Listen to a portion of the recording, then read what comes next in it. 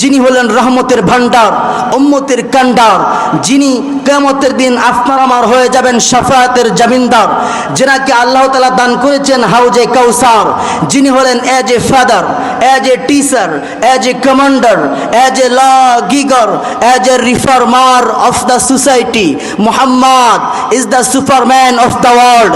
চিৎকার মেরে কোন সাল্লাল্লাহু আলাইহি ওয়াসাল্লাম। সম্মানিত হাজরিন, পবিত্র কোরআন থেকে আমি একটা আয়াত তেলাওয়াত করেছি, তার আগে আপনাদের কাছে শুনতে চাই, আলোচনা হবে কোরআন থেকে নাকি বাইরে থেকে? কোরআন থেকে আলোচনা হবে, কোরআন থেকে। আমরা ভয় পাই না কোন নাস্তিক বেঈমানের রক্ষু চক্ষু দেখে, কথা বলেন ঠিক কিনা? এই কোরআন আবার সবাই সহ্য করতে পারে না। কেন পারে না?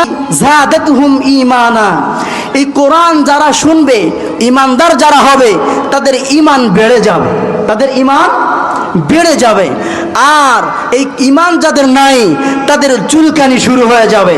কথা বলেন, তাদের কি শুরু হয়ে যাবে? চুলকানি শুরু হয়ে যাবে। আজকে আমার সাথে একটু কথা বলতে হবে, পারবেন তো ইনশাআল্লাহ? সকালবেলা ঘুম থেকে উঠে যদি দেখেন গরম ভাত আর তাতে বেগুন ভর্তা, বলেন তো দেখি মজা লাগবে কি লাগবে না? লাগবে। আবার দুপুরবেলা গিয়ে দেখেন সেই বেগুন দিয়ে আর আলু দিয়ে তাতে যদি ইলিশ মাছ দেওয়া হয়, এর মধ্যে কি সুস্বাদু খাবার আপনাদের ঘড়িয়ালে কি পাওয়া যায়? পাওয়া যায় না। সুতরাং সেই বেগুন দিয়ে দুপুরবেলা রান্না করলেও খুবই মজাদার খাদ্য লাগে। আবার ওই একই বেগুন দিয়ে আপনাদের ঘড়িলাল বাজারে মাগরিবের পরে ভাজা ভুজির দোকানে গিয়ে যদি বেগুনের চপ খান, মজা লাগবে কি লাগবে না? কিন্তু সমস্যা আছে তাহাদের, অ্যালার্জি আছে যাহাদের, কথা বলেন ঠিক কিনা?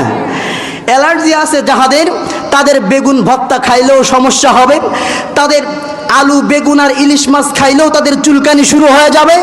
তারা দিন শেষে বাজারে গিয়ে বেগুনের চপ খাইলেও তাদের চুলকানি শুরু হয়ে যাবে।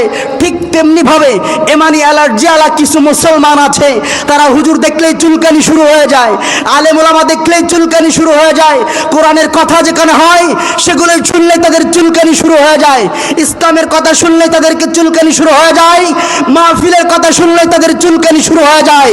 চুলকাইতে চুলকাইতে এমন অবস্থা হয়ে গিয়েছে যে হুজুর দেখলেই তাদের চুলকানি শুরু হয়ে যায়। কথা বলেন ঠিক কিনা?